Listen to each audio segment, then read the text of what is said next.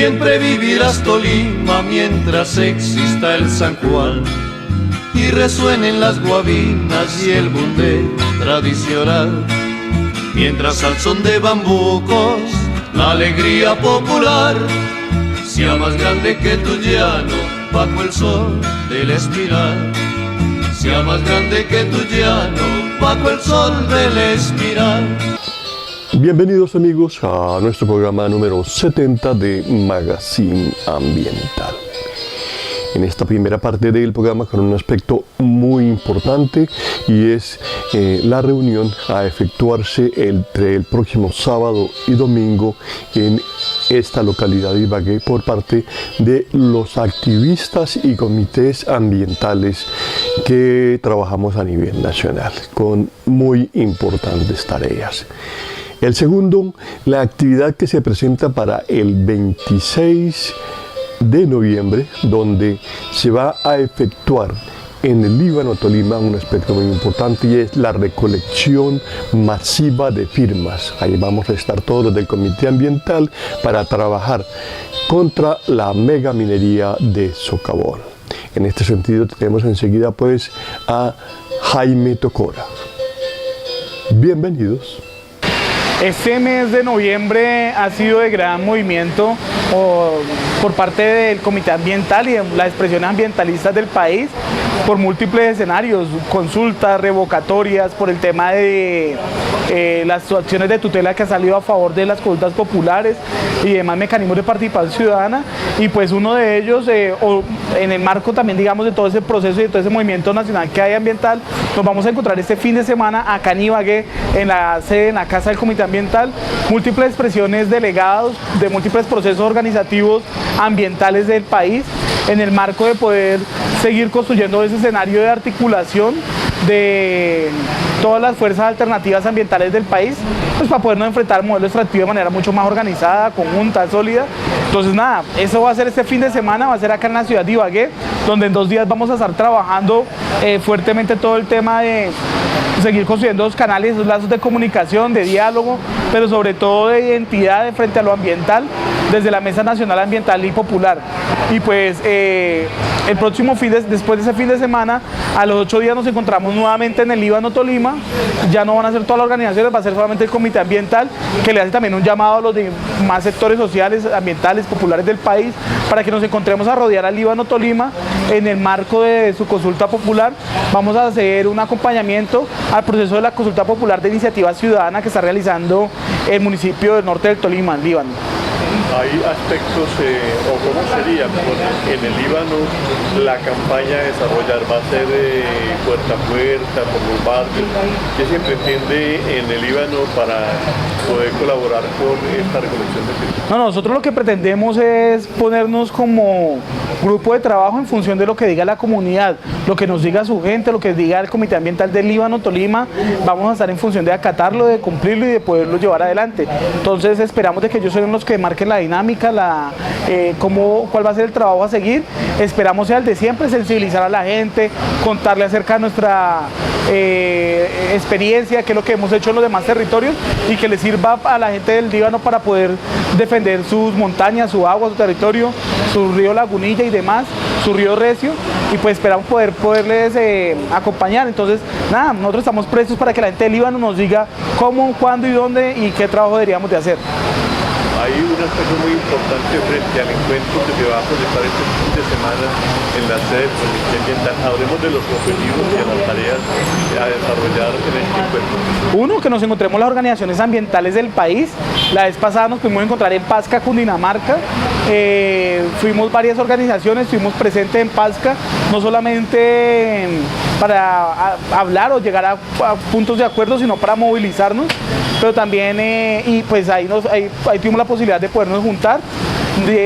Vimos que fue un espacio importante, fue nutrido, fue, digamos, pertinente, y lo que vamos a hacer nuevamente es que Ibagué sea ese espacio, digamos, de encuentro, como en lógica de resistencia del departamento del Tolima, el Comité Ambiental. Entonces nada, esperamos que lleguen esos mismos sectores, que lleguen más fuerzas y que hagamos una agenda en común en que nos vamos a encontrar en la defensa del territorio, en escenarios de movilización, escenarios de mecanismos de participación ciudadana y también, ¿por qué no?, en los mismos escenarios político-electorales que se avecinan para todo el país. Ahí, o sería tal vez uno de los aspectos, buscar acuerdos para ver cómo se echa atrás las medidas que está implementando el gobierno de frenar las consultas populares, de modo que se va a trabajar este fin de semana evidente del encuentro de lo que es la organización del medio ambiente en el país. Consultas van a seguir habiendo, movilización social va a seguir existiendo. Entre más se cierran los canales de participación, más dictadura se vuelve este país, más antidemocrático. Entonces lo que nosotros estamos haciendo es también evidenciar que es un país sumamente atrasado, enquistado en un modelo que no corresponde a su realidad, y lo que estamos tratando de nosotros construir es un movimiento cada vez más fuerte, y las expresiones sociales y ambientales que vamos a estar este fin de semana acá en Ibagué, lo que vamos a hacer es encontrarnos en eso, cómo vamos a seguir fortaleciendo la participación ciudadana, participación que no se reduce a las consultas populares, participación que es movilización, que es lucha, que es expresión, que es el encuentro, es la del debate, la argumentación, pero sobre todo es la causa común de los pueblos oprimidos que estamos en defensa de nuestro territorio. Entonces es entender de que si nos van a quitar las consultas, si nos quitan la posibilidad de movilizarnos, pues vamos a ser un poco más fuertes a la hora de poder exigir lo que nos pertenece y lo que le pertenece a la naturaleza.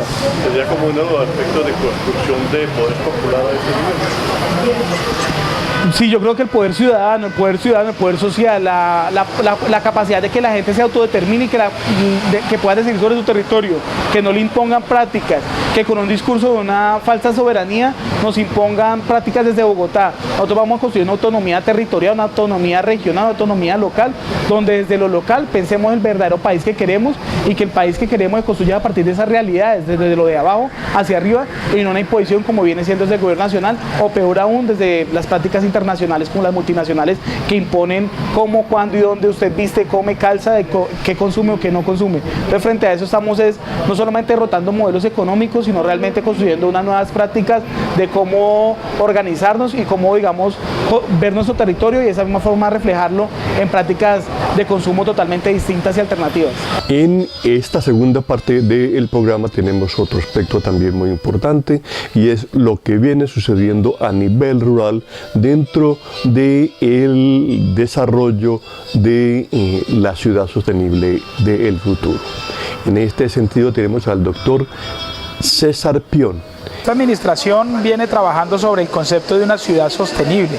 Para eso estamos desarrollando diversas acciones en pro no solamente de conservar nuestros activos ambientales, sino también de generar una conciencia entre las comunidades de tal forma que podamos lograr un empoderamiento, una real acción por parte de la ciudadanía para prevenir los efectos negativos que podamos causar sobre el patrimonio natural que tenemos.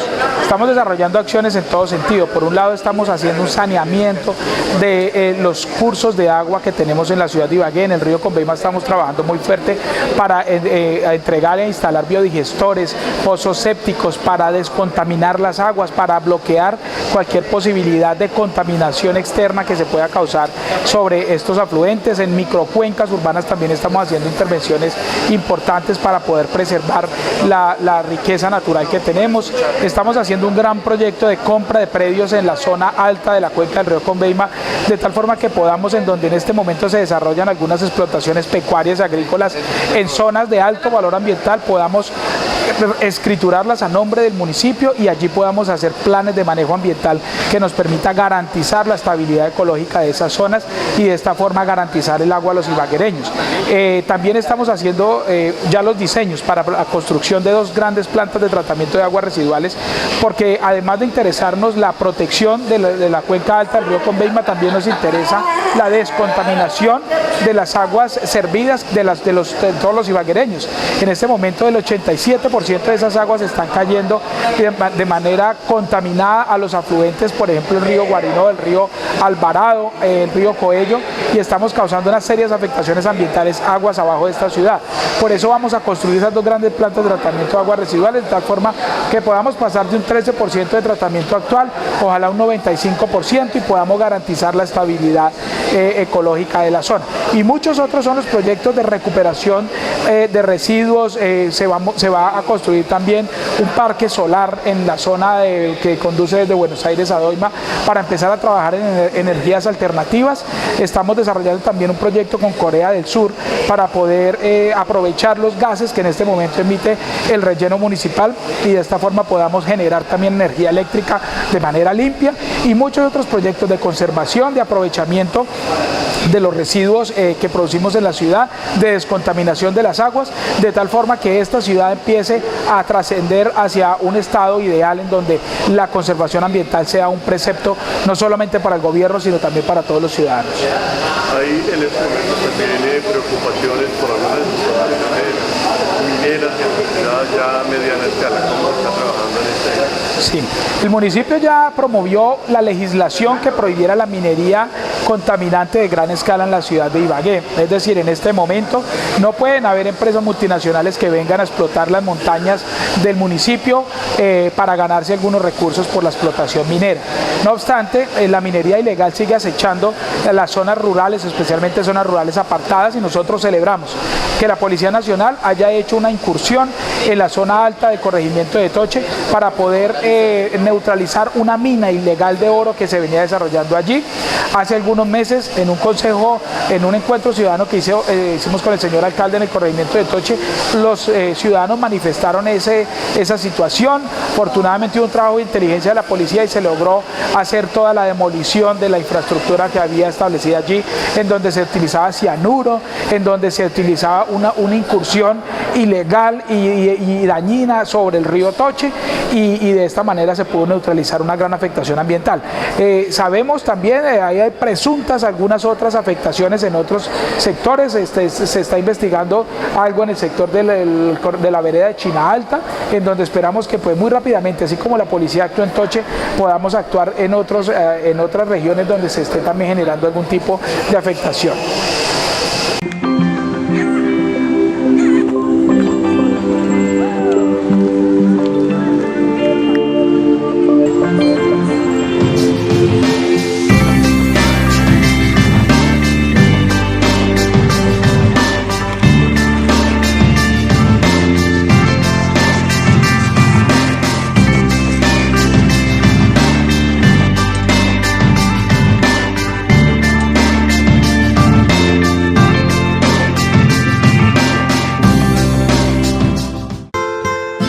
Todos los sábados de las 4 a las 5 de la tarde. Por la vida, por el agua, por el territorio, por el planeta. Magazine ambiental en defensa de la vida, el agua y el territorio. Todos los sábados de las 4 a las 5 de la tarde. Con la dirección y presentación de Carlos Enrique Aníbal. Emisión Ángeles Televisión. Magazine ambiental en defensa del agua, la vida y el territorio.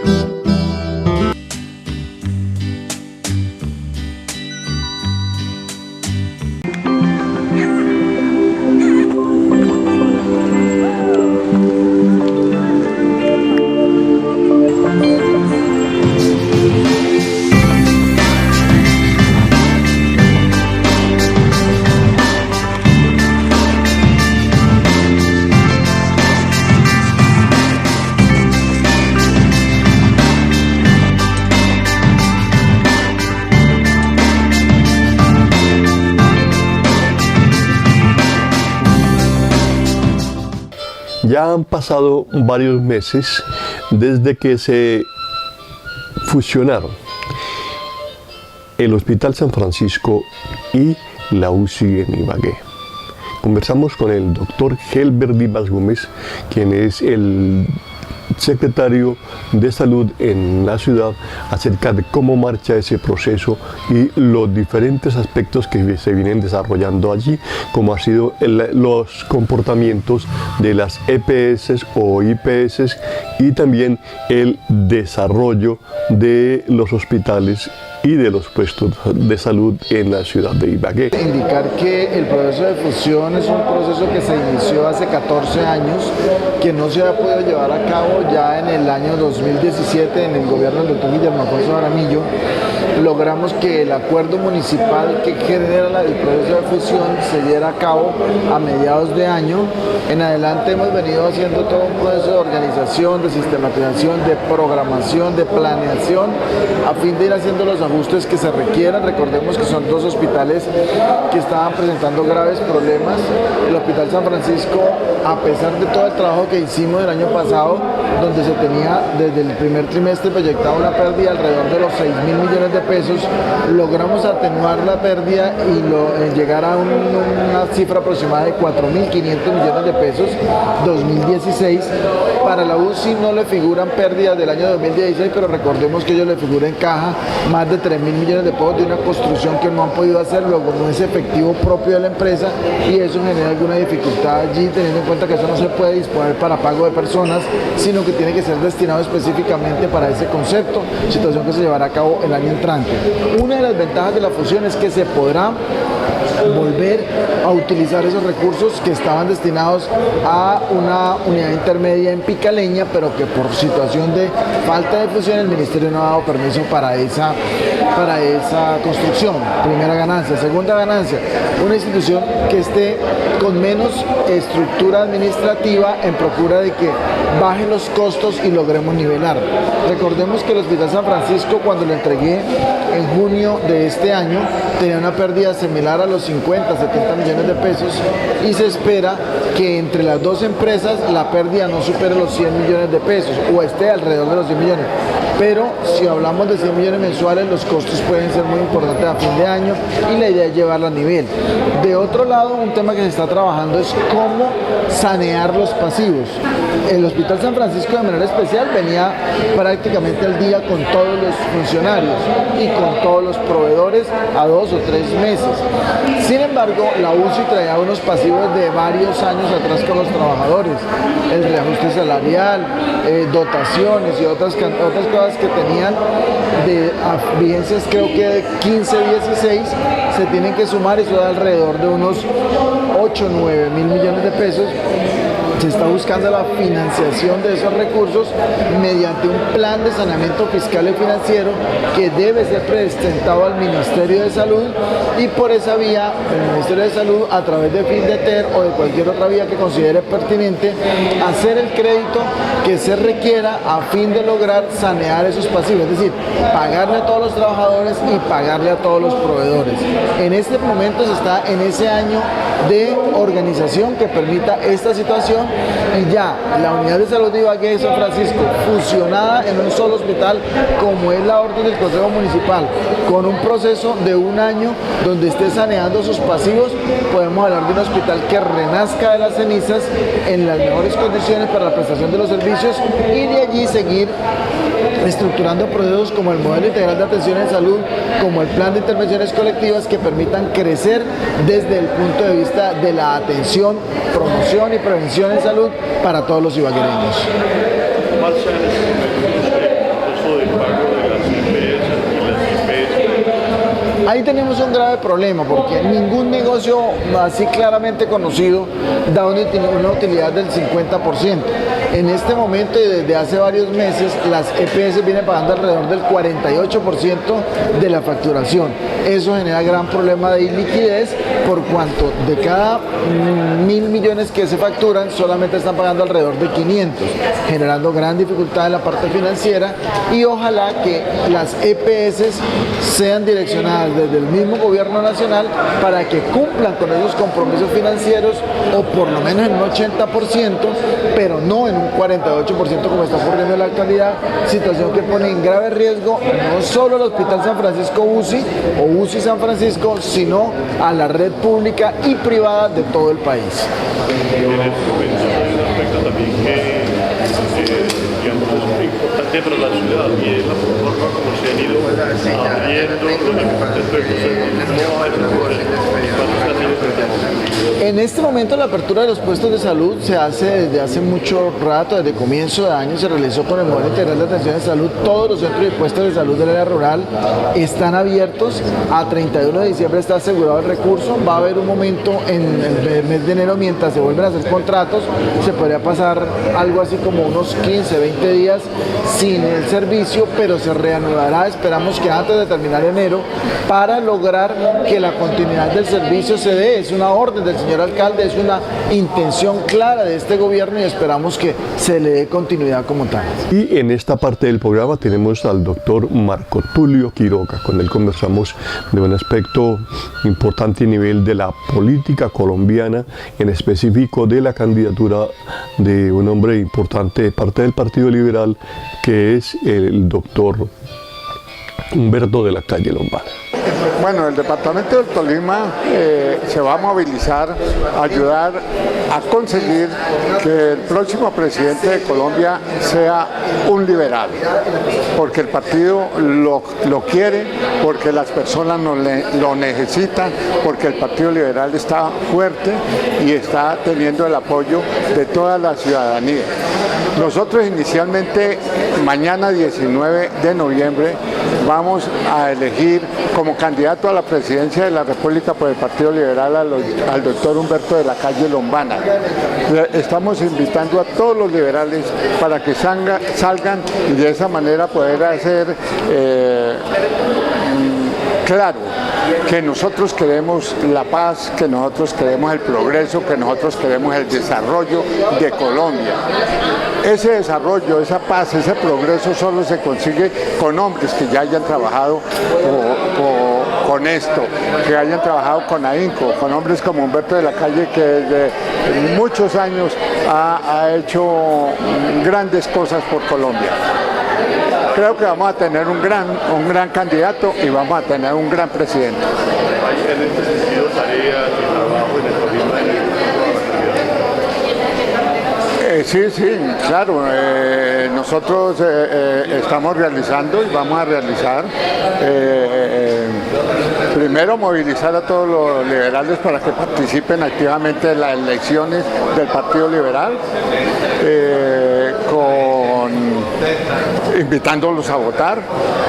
Ya el país conoce a Humberto de la Calle, el país ya conoce a Humberto de la Calle y ya sabe que es un hombre probo, que es un hombre con todas las cualidades y seguramente que mañana va a salir a votar abrumadoramente por él. El trabajo del proceso de paz es uno de los objetivos del partido de esta candidatura. Bueno, no solamente el trabajo en el proceso de paz. El doctor Humberto de la Calle es un hombre que ha manejado muy bien muchos aspectos jurídicos. Fue uno de los impulsores de la Constitución del 91, una de las constituciones que más derechos le ha dado a los colombianos, que puso muchas cosas interesantes y buenas que se han venido desarrollando y que le han dado más oportunidades a los colombianos, les ha dado más derechos, nos ha dado más derechos y nos ha dado más libertades. Humberto de la Calle es un hombre que también sabe y ha luchado por el progreso económico y social de Colombia. Tiene gran aceptación y por eso es un hombre que va a dirigir muy bien el país. Este proceso que tiene que ver ya con el medio ambiente, ¿cómo está trabajando en este sentido? Bueno, el medio ambiente es uno de los principios fundamentales del Partido Liberal. Nosotros defendemos, es uno de los principios claves, defendemos el medio ambiente, defendemos nuestra naturaleza, defendemos lo que nosotros llamamos nuestras montañas, nuestros páramos.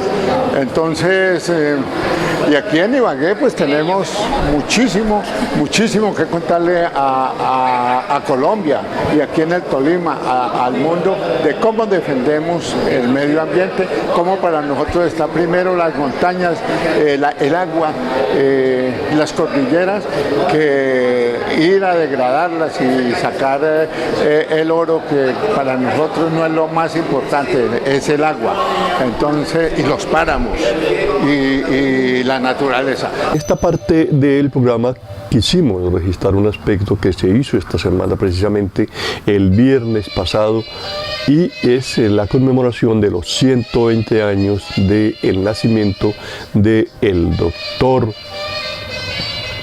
Darío Chandía. En este sentido tenemos enseguida parte o aparte de las palabras del Procurador General de la Nación, Fernando Carrillo. Los tolimenses, la empresa de la pacificación es obra conjunta del gobierno y de los ciudadanos. Requiere la eliminación de viejos prejuicios, el olvido de odios sectarios, la inteligencia sincera de los partidos para el bien común.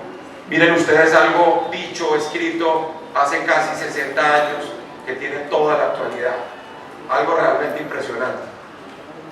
Esa noción de bien común, por ejemplo, que hoy aparece tan ajena a los propósitos de los liderazgos políticos y sociales de este país. Y es precisamente esa ausencia de confianza que él describía hace 60 años que mantiene en ascuas hacia el optimismo de la nación. Miren las encuestas, miren la desconfianza en las instituciones, en el Estado. La historia se repite sin duda. Tal y como lo advertía el mismo maestro Chandía, hoy se mantienen los prejuicios perversos frente a las bondades de acuerdos, de los acuerdos de Estado, sobre la paz, sobre la justicia, sobre la salud pública, como lo decía el señor alcalde de Ibagué. Cosas que serían tan elementales poner por encima de los intereses electorales y de las disputas partidistas y llevarlas a grandes acuerdos nacionales. Pero ahí tenemos el país fracturado, polarizado, en una gran dificultad de reconciliarse consigo mismo y con unos partidos que lamentablemente ojalá no sigan diluyéndose en su debilidad.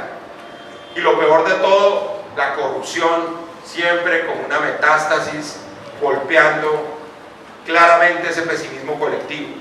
No porque no haya existido antes, ustedes lo saben, porque ahí estaba. Nosotros hemos insistido mucho que ese humo de la guerra no nos dejó ver la corrupción durante tantas décadas, pero ahora se ve mucho más nítidamente.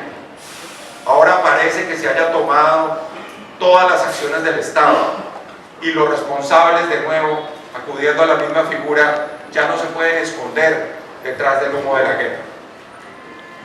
El maestro Chandía fue sin duda, y este es el motivo de esta intervención, un combatiente infatigable por la ética. Sus discursos memorables por establecer una cultura de servicio público despejada del sectarismo político de la época, tan parecido a la polarización de hoy en día. Buscaron quitarles a los funcionarios estatales una cantidad de taras ideológicas que los ponían al servicio del partido político y no de los intereses colectivos. Así criticaba el maestro Chandía la manera como por entonces muchos entendían el acceso al poder, y permítanme citarlo una vez más por la sabiduría que tiene esta expresión del maestro Chandía. Y decía así: los honores, los cargos públicos, las posiciones burocráticas vienen a ser así el botín del vencedor en la lucha por el poder. El prevaricato degenera en cohecho, se infringe la ley, no ya para favorecer a un adepto o hostigar a un adversario político, sino para hacer un negocio para obtener un provecho material. Fíjense ustedes que esa mezcla letal, esa mezcla explosiva entre los negocios y la política es la que ha dejado la ética regada en buena parte de las actividades públicas de este país.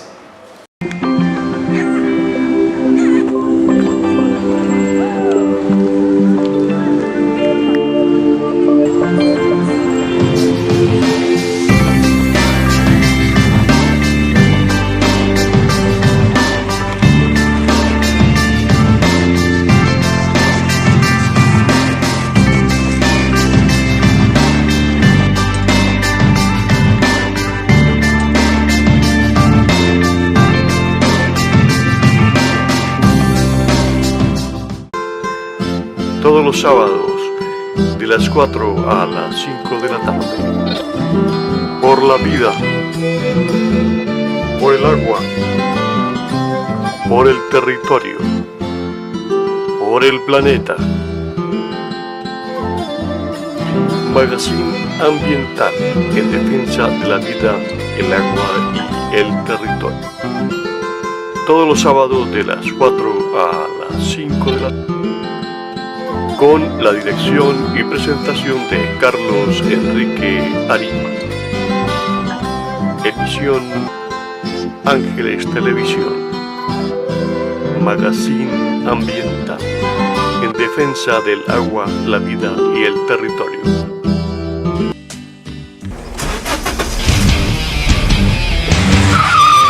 Ahora sí, aprende a conducir rápido y seguro en la Academia de Automovilismo y Motociclismo Autoclub.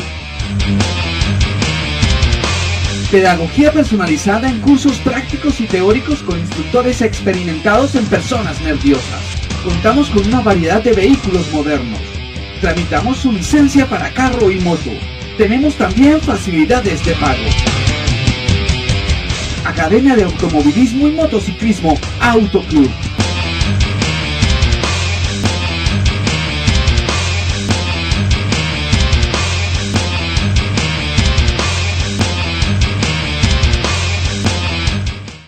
En esta última parte del programa quisimos con Teófila Roa, ella es dirigente del CRIT a nivel del departamento del Tolima, conversar acerca de cómo fue lo de la minga indígena. Recordemos que casi 20 días estuvieron en paro los indígenas de todo el país, por un aspecto que se viene cumpliendo en todas partes y es el incumplimiento de parte del gobierno nacional. Lo mismo que la muerte de líderes populares. Muchas de estas o muchos de estos resguardos están precisamente en zonas de litigio en estos momentos con bandas de narcotraficantes y también con paramilitares. Esto ha llevado a que una buena cantidad de líderes indígenas sean asesinados en diferentes partes del país. Entonces tenemos enseguida a Teófila Roa con esto que para nosotros es muy importante porque significa y va a significar el proceso como la mesa que se hizo por parte del gobierno nacional y del sector indígena para negociar o va a trabajar precisamente esto que tiene que ver con lo que es para nosotros muy importante y es el movimiento indígena en Colombia. Bueno, es muy importante para todo el país y para el Tolima contarles que la minga indígena es el producto de la unión de todas las comunidades indígenas en todo el país y de todas las organizaciones indígenas a nivel nacional, que eso no ocurría antes, cada organización tenía su propia idea y su propia gestión, pero al unirse en todas hacen que el gobierno sea convocado mediante la toma de vías, mediante la movilización, a negociar. Se han constituido la mesa regionales, que son en todos los departamentos los gobernadores, secretarios de despacho, alcaldes, donde hay presencia indígena, están convocados y han estado ya en mesas de diálogo para concertar temas que tienen que ver con el desarrollo de las entidades territoriales indígenas, del fortalecimiento de las autoridades indígenas, de la jurisdicción especial indígena, y a nivel nacional se constituyó la mesa para que es la que continúa. Hasta ahora están negociando a nivel regional el CRI Cauca, que es la organización más fuerte, más posicionada, que tiene en este momento, digamos, el sartén por el mango, hablamos nosotros, porque es la organización que ha liderado la minga a nivel nacional y que tiene credibilidad más que la misma UNIC, porque en este momento se hace una separación de gestión entre la Organización Nacional Indígena como organización gremial y las organizaciones regionales como entidades territoriales y como organizaciones de base. Y en este momento se partió una historia importante en el desarrollo nacional, y es que las organizaciones regionales se han posicionado y empiezan una agenda regional de gestión, que es mucha la norma regional que no se está cumpliendo, y queda la Mesa Nacional Indígena que continúa para gestionar todo lo que tiene que ver con temas del nivel nacional. ¿En qué ha avanzado? Ha avanzado en la modificación de la ley de transferencias. es el punto clave, el punto, digamos así, central del esfuerzo de la Minga, que ha hecho que se modifique todo el tema de transferencias. Próximamente estaremos conociendo el nuevo acuerdo que hay del decreto ley para saber cómo se va a implementar en los territorios indígenas. Y luego sigue ya la Mesa Nacional, que es para luchar toda la gestión estratégica. Yo personalmente estoy haciendo un llamado a todas las víctimas desplazadas indígenas que no están en el territorio nacional para que le escribamos a la mesa, para que modifiquen el decreto 4633 y muchas personas puedan acceder a los beneficios económicos de la indemnización y de la reubicación y de los créditos indígenas, porque en ese momento el crédito del ICETES para indígenas está demasiado alto y necesitamos que el gobierno modifique y el ICETES modifique el tema del ICETES. Lo mismo lo de vivienda, el acceso a la vivienda digna para los desplazados indígenas es necesario. Bogotá hay demasiados en veras pidiendo limosna, pidiendo ayuda, hay muchísimas en veras que están siendo explotadas sexualmente y eso se requiere que el gobierno ya empiece a trabajar en cuanto a la indemnización y en cuanto a la modificación del decreto 4633, y se requiere que todas las regiones, las personas, cualquier civil, cualquier persona apoye a los indígenas en mandar ideas para beneficiar a la población víctima y modificar el decreto 4633, eso es fundamental, y a los alcaldes invitarlos para que hagan los programas de vivienda para indígenas, para que accedan a la vivienda gratis, porque ni en Bogotá ni en el resto del país se está acelerando, hay muy poca vivienda gratis para la población indígena, sí se han entregado, pero son muy mínimas. Eso también va a ser parte de la agenda nacional, más todo lo que tiene que ver con la consolidación de las entidades territoriales indígenas, pero la Minga sigue, únicamente que se levantan en los territorios, se desmoviliza la comunidad de las vías, pero en cualquier momento, si el gobierno no cumple, porque como todos son leyes que quedan en el papel, entonces si el gobierno no cumple en la práctica de hacerlo vivo, de esa ley que se vuelva viva, que se desarrolle en las regiones, la Minga se vuelve a levantar. Eso es lo que ha pasado a nivel nacional. Hay otro aspecto que también cobija algunas comunidades indígenas, específicamente las del sur del Tolima, y es lo que tiene que ver con el medio ambiente, el papel de las petroleras, cómo se ha violado en este sentido los territorios de las comunidades indígenas de esta parte del Tolima. ¿Qué se ha aprobado o qué se tiene dentro de esta mesa de negociación a propósito de cómo han sido afectados los territorios indígenas ya sea por la extracción de petróleo o por los productos legalizados? Bueno, ese fue el punto yo creo que llevó a que explotara y a que la gente saliera a la Minga. Y es que la consulta previa, como se tiene desarrollada, ¿sí? Se está concentrando en la MPC, en la Mesa Nacional de Concertación Indígena, y no se está llevando a los territorios, y el gobierno ya considera que al haber consultado a la MPC, ya los territorios indígenas están autorizados para explotar.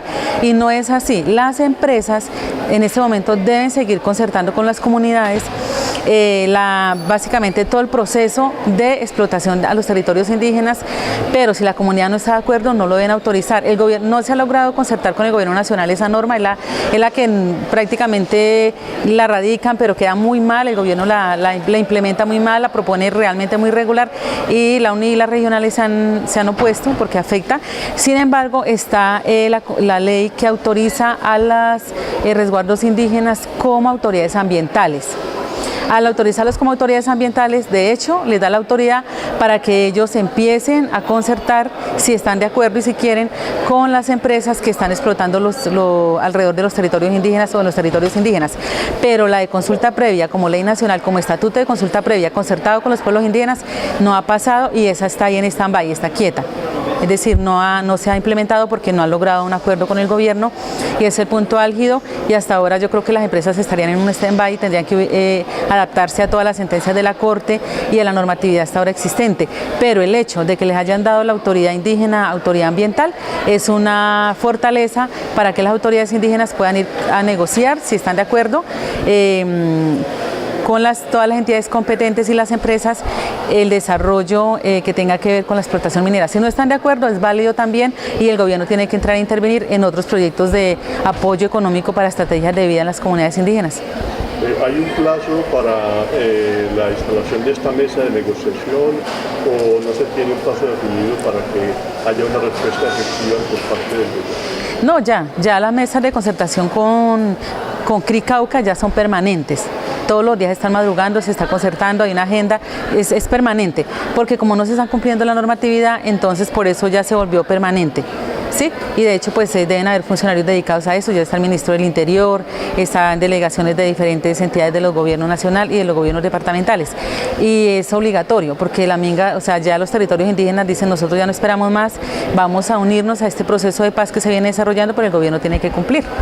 Hay otro aspecto que también tiene que ver con la desaparición y o conflictos con el proceso de paz, tanto por el problema de los paramilitares como por algunos, digamos, reincidentes de líderes indígenas. De estos grupos que han afectado o que están afectando algunas comunidades como el Cabo. ¿Cómo se ha afectado o cómo se piensa negociar esta parte por parte de la comunidad indígena nacional? Bueno, yo les cuento que es el tema más álgido en cuanto a protección de líderes indígenas, porque hay un enfoque que vienen dando las autoridades indígenas que lo están defendiendo, y el enfoque que vale la pena evaluarlo y vale la pena que el gobierno también lo analice, y esa concertación con las comunidades indígenas sea fundamental y se desarrolle, porque de hecho cuando se están radicando los proyectos de ley que están tramitando con las FARC para el proceso de paz en el gobierno nacional, la UNIC hizo una propuesta con las otras organizaciones indígenas seria, me pareció seria, de que el gobierno implementara y apoyara económicamente el desarrollo de la Guardia Indígena en los territorios indígenas, para que ellos fueran las personas encargadas de cuidar los territorios indígenas, de apoyar la organización normativa que tienen los cabildos y también de colocar el orden necesario bajo la autoridad del cabildo, bajo la autoridad indígena o cacique en las regiones donde no hay cabildo indígena. Pero ¿qué ha ocurrido? Esto se ha malinterpretado por el gobierno nacional y se habla del Estado, de las fuerzas militares, y se ha llevado a persecución de líderes indígenas, y en este momento se han asesinado más de 30 líderes indígenas en los territorios indígenas, sobre todo Cauca y Chocó y ahora Risaralda, donde asesinan al gobernador indígena. Hay una cosa importante, lo que acaba de ocurrir con la detención de la policía en Risaralda, ¿sí? Que la detuvo la autoridad indígena de Risaralda. Eso generó un antecedente y me parece importante por parte de la policía que ellos se quitaron su ropa, entregaron sus armas al resguardo indígena, aceptando la autoridad. Me parece que ellos fueron capacitados en ese tema. Es necesario que el gobierno capacite a todo el ejército, a toda la policía, a la Fuerza Aérea, a la Fuerza Naval, en lo que ha definido la sentencia del Consejo de Estado, que tiene que ver con la sentencia Feliciano, que es que ellos deben aceptar y coordinar con las autoridades indígenas cualquier cosa que vayan a hacer en los territorios indígenas. Debe haber una concertación. Como no había esa claridad y el gobierno no ha avanzado, hay una persecución a líderes y autoridades indígenas. Eso es una parte, están asesinando líderes indígenas por sentar autoridad en sus territorios. Entonces se requiere que el gobierno capacite a sus funcionarios, a sus empleados, a todo el mundo en esos temas, y se puedan comprender y eso no genere un choque o una persecución. Por otro lado tenemos el post-conflicto, que viene históricamente desde muchos hechos anteriores, que muchas personas afectadas han hecho justicia por sus propias manos y han asesinado líderes indígenas en venganza. Entonces se requiere también que se promueva el perdón y que con lo de la JEP se aclaren muchas situaciones en las regiones. Con lo de las FARC ocurre lo mismo y va a ocurrir lo mismo. Seguramente van a perseguir líderes indígenas y muchas personas de la sociedad civil. Entonces también se requiere que se haga un trabajo muy profundo, creo que con psicólogos, con las personas, para que ellos puedan como sacar su rencor y haya un perdón real de corazón para todas las personas que participaron o que tuvieron que ver con el conflicto. Y lo otro ya es la persecución del Estado hacia no dejar posicionar el crecimiento organizacional que vienen haciendo las autoridades indígenas en todo el país, porque como el gobierno no ha cumplido con la compra de tierras, no ha cumplido con la administración y el control a los recursos de inversión, entonces hay muchas personas que no están de acuerdo con la forma como las autoridades indígenas o los indígenas van y se toman la tierra por vía de hecho. En ese sentido se requiere hacerle un llamado a toda, al INCODER, a la Agencia de Tierras, al ministro de Agricultura, al presidente Santos y al que venga, de que debe acelerar el saneamiento de resguardos, el saneamiento de títulos de resguardos, la entrega de predios gestionados por las comunidades y resolver esos conflictos que hay en las regiones. Eso va a evitar mayores problemas y que las personas tomen o sea, venganza por sus propias manos, porque es necesario que los campesinos, yo hace poco estuve hablando con unos campesinos de Villavicencio, porque las comunidades indígenas están presionándolos a ellos a entregar los territorios, y ellos están en una situación de indefensa, digo yo, porque ellos no saben qué hacer. El INCODER los está acosando, la institución de tierra los está acosando, pero no los están apoyando en entender toda la normatividad indígena, por qué esa situación con los indígenas, y entonces hay un choque entre campesinos y entre indígenas. Así está todo el país. Se requiere que el gobierno nacional entre a resolver este asunto y a investigar los asesinatos que ya han ocurrido, porque el Estado no tiene y las fuerzas militares no tienen por qué actuar como lo viene haciendo el ESMAD y como lo viene haciendo el Ejército, porque se sabe que los orígenes de muchos asesinatos vienen por el Ejército. Entrar a actuar de una manera, ¿cómo se llama esto?, encubierta, a asesinar líderes indígenas en las regiones, porque así como asesinan líderes indígenas, asesinan a cualquier líder. Y el objetivo con el proceso de paz es que se respete la libertad de opinión, de expresión, y la libertad de religión, o sea, que uno pueda expresar libremente lo que dice, y sobre todo a apoyarse en la normatividad. Entonces vamos en un nuevo proceso de posconflicto de paz, donde el gobierno nacional lo tiene que implementar en las regiones con todas las autoridades políticas y las autoridades militares y las autoridades públicas y civiles, para que realmente el proceso de paz sí se lleve en la región y no haya un nuevo renacimiento del otro grupo armado que reivindique el no cumplimiento de ese proceso. Hay a nivel nacional y en algunos aspectos que tienen que ver ya con lo que es la justicia indígena, porque eso ha suscitado que, como si usted mismo lo dijo hace un momento, personalidades indígenas de importancia nacional como Feliciano Valencia y otra gente que estén presos o estén privados de la libertad en estos momentos o estén privados de sus derechos por alguna, digamos, presunción por la forma como se aplica la justicia a nivel indígena. ¿Qué se va a trabajar o qué se trabaja en estos momentos a nivel de esa discusión con el gobierno de parte de los indígenas? Bueno, les cuento que ya el Consejo de Estado le dio la razón a las autoridades indígenas y Feliciano está libre. Feliciano estuvo en la movilización de la Minga del Cauca, estuvo allí acompañando un proceso de gestión. Eso posicionó políticamente como autoridad a las regiones, a los territorios indígenas. Es decir, tenemos una autoridad que es invisible, que tiene funciones públicas, que no es pagado por el gobierno, que son las autoridades indígenas, ¿sí? Ya Feliciano está libre, hace más de 3 meses que ya el Consejo de Estado le dio la razón a él. Él no tiene ningún problema jurídico, está ejerciendo su labor como líder indígena y generó un antecedente que, producto de ese antecedente, fue el efecto de Risaralda, que la autoridad indígena cogiera a la policía y la entregara a las demás autoridades públicas, ¿sí? Porque ya de hecho ya el Consejo de Estado dijo, no, las autoridades indígenas tienen la autoridad pública y por lo tanto ellos pueden ejercerla.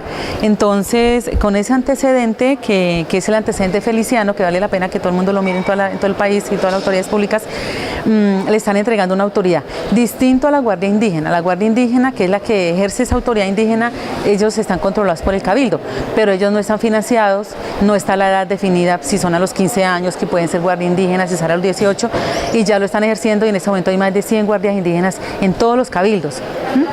Quien está regulando eso han sido sus propios cabildos, pero el Estado tiene que intervenir por los hechos que se vienen generando ya, como el caso de Risaralda, que hay que reglamentarlo, establecer salarios para ellos, establecer una forma de trabajo, porque serían trabajadores de las comunidades y que en cierta medida, como lo están ejerciendo voluntariamente, pueden generar un hecho laboral en la medida en que el gobierno está omitiendo el conocimiento de este ejercicio que vienen haciendo las autoridades indígenas y le está entregando funciones públicas a las autoridades indígenas. Compañera Teófila Roa, hablemos de cómo era en ese momento la ley de transferencias y los recursos para la financiación de estas actividades que se están haciendo en el gobierno. Bueno, todo está ligado y la ley 982 está ligada, básicamente el decreto ley, porque es un decreto ley, a las nuevas modificaciones que están saliendo en la mesa indígena. Se espera que el Estado aumente la cantidad de recursos para inversión en los territorios indígenas y se puedan ejercer los otros decretos ley que se han desarrollado, como los planes de vida, ¿sí? El desarrollo de la educación indígena, el pago de docentes indígenas, la conformación de instituciones de salud en los territorios donde la gente no está accediendo y no alcanza a llegar a los hospitales, el mejoramiento de hospitales. Lo que pasa es que gobierno todo le estaba delegando a la ley de transferencias, entonces no estaba aumentando los recursos y le estaba delegando mayores funciones públicas a las autoridades indígenas, ¿sí? Entonces ustedes son autoridad ambiental, pero la plata para moverse, la plata para en ese momento ir a investigar quién es la empresa que está ahí explotando, la plata para salir a hacer las denuncias, ¿sí? Entonces eso no. Tampoco hay regiones donde están completamente abandonadas que no hay puestos de salud. ¿Sí? La capacitación, por ejemplo, a parteras, a sobanderos, todo lo que tiene que ver con el fortalecimiento del desarrollo de investigaciones en tecnologías de desarrollo en salud de las comunidades indígenas, no la hay. Es muy limitado. Y habían autorizado a las entidades territoriales indígenas para que ellas fueran las que lo hicieran, pero también les pusieron un tope económico para poder ser entidad territorial indígena. Hay regiones donde hasta ahora se están adaptando a eso, hay otras que ya lo están desarrollando, como el caso de Risaralda y Cauca, ¿sí? Que ellos han cogido ese dinero y lo han potencializado al máximo y lo están administrando muy bien. Los alcaldes están haciendo absolutamente honestos, porque se requiere mucha honestidad, sobre todo que antes de hacer un plan de vida o una inversión tienen que mirar si la comunidad tiene la capacidad, por ejemplo, de tener la cantidad de ganado que debe tener. Deben hacer un estudio ambiental, ¿sí? Eso implica unos costos. El hacer un plan de vida, solo en una comunidad indígena están cobrando alrededor de 35 millones para trabajarlo. Entonces, todo lo que el Estado le está entregando a las comunidades tiene costos económicos altos y no los está entregando en recursos, en dinero. Entonces, en este momento lo que están peleando es la minga indígena, es que el gobierno aumente la capacidad económica para la gestión y autorice la conformación de las entidades territoriales indígenas con la autonomía necesaria como debe ser. ¿Sí? Y en eso están. Yo creo que más o menos en unos 15 días ya estamos conociendo el decreto definitivo cómo ha quedado y los nuevos temas que van en la mesa de concertación. Uno de los problemas que aduce el gobierno frente a todas las actividades y los cumplimientos que viene siendo a nivel nacional es la falta de dinero. ¿Qué plantean ustedes o cómo dicen ustedes que el gobierno podría cumplir en este sentido? Mire, la consulta previa para la explotación minera es costosísima. Se hizo una evaluación hace más de 6 meses, ¿sí? En el segundo encuentro de consulta previa nacional, donde habían varias propuestas, unas propuestas radicales como no a la explotación ambiental, pero es entendible que el Estado requiere recursos económicos para sostenerse. Entonces había otra propuesta de que en unos territorios sí se pudiera dejar explotar recursos mineros y en otros no. Esa fue la otra propuesta y hay otra propuesta alternativa, que es que las mismas comunidades indígenas sean gestoras de sus propios proyectos ambientales, agroecológicos, económicos sostenibles, de desarrollo sostenible, y la misma comunidad sea la empresa, es decir, la comunidad desarrolle su proyecto económico de tal manera que diga, nosotros podemos hacer un desarrollo sostenible de los recursos que tenemos aquí minerales, vamos a explotar el agua, vamos a explotar el oro o el petróleo, pero lo vamos a hacer de una manera ambientalmente sostenible, ¿sí? No como viene ocurriendo actualmente. Como es tan costoso todo esto, entonces el gobierno tendría que dedicar recursos del Estado y no la empresa, porque el Estado le está entregando la responsabilidad a la empresa para que la empresa que va a explotar un determinado recurso sea la que invierta en todo, entonces en escuelas, en polideportivos, en educación, en medio ambiente, y la empresa no va a poder.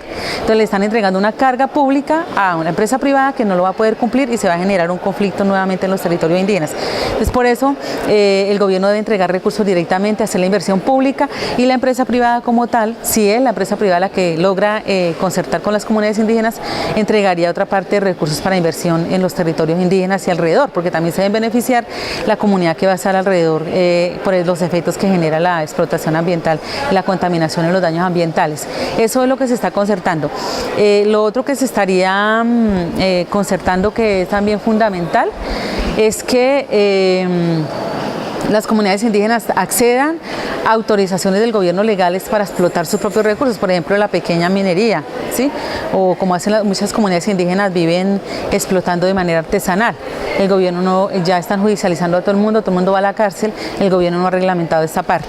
Entonces esas son demoraditas, pero tienen que como tal reglamentarse. Es que hay una paradoja en este sentido, mientras que el gobierno plantea, digamos, o le da permiso a las multinacionales para explotación y a todos los niveles, a cielo abierto, por socavón o por extracción de petróleo, a las comunidades indígenas o a los pequeños que intentan hacer ese tipo de explotación de manera artesanal no perciben. ¿Qué ¿Cuál sería la medida que ustedes implementarían para que a nivel del movimiento indígena se pueda trabajar directamente con la comunidad? Bueno, en las comunidades indígenas hay un temor muy grande y nadie quiere explotar recursos mineros porque antes se hacía, ¿sí? La gente iba al río y con la batea pues se sacaba un poquito de oro y se vende en los municipios, pero como el gobierno está llevando a la cárcel a todas las personas que están haciendo esto, es más, es contraproducente hacerlo porque hay lugares donde hay mucho oro y al hacerlo pues el Estado detiene a esas personas, pero llega la multinacional a explotar, el gobierno le entrega el permiso a la multinacional y llega a explotarlo. Entonces las comunidades dicen, nosotros no vamos a entregar nada, no vamos a permitir que el Estado nos utilice para entregarle esto a las multinacionales y no están quietos y al contrario hay una tendencia radical a no permitir la explotación de ningún recurso minero en los territorios indígenas. Pero también hay la conciencia de que se requiere económicamente sostener al Estado porque hay una carga pública pequeña pero que es necesario financiarla y también debe haber un movimiento económico interno para el mercado, entonces sí hay como bueno, a ver cómo vamos a no ser radicales para que no nos digan que en cierta medida estamos en contra del desarrollo nacional. El Estado tiene la plata, el Estado tiene el galeón, que es un mucho oro que hay en el mar, que ya lo puede sacar, que no sabemos qué está pasando, si se están robando las monedas allá, quién está detrás de todo eso, quién se vaya a beneficiar, ¿sí? Por otro lado, los dineros que el Estado está recaudando ahorita en este momento con lo del IVA, que es alto, y que genere mucho empleo. El Estado tiene que generar empleo y enseñar a trabajar a mucha gente que no tiene cómo trabajar y que no sabe qué hacer. Y abrirle puertas al mercado con Venezuela. Si Colombia no le abre puertas al mercado con Venezuela, pues va a haber una saturación de consumo interno de todo lo que va a producir el campo, y en este caso lo que está produciendo las comunidades indígenas, ¿sí?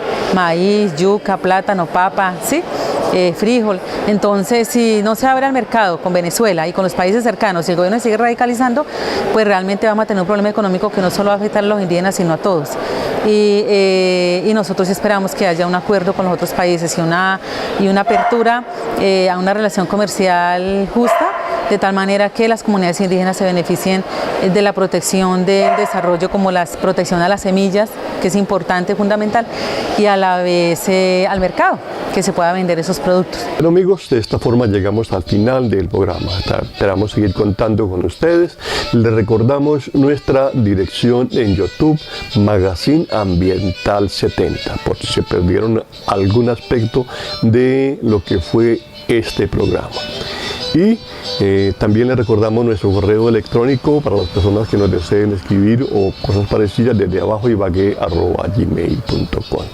Nuestro canal en YouTube, Canal 41, por si ustedes desean ver este programa y otros hacia atrás. Recordemos que ya son más de 35 programas que tenemos colgados en YouTube. Muchas gracias y que estén muy bien.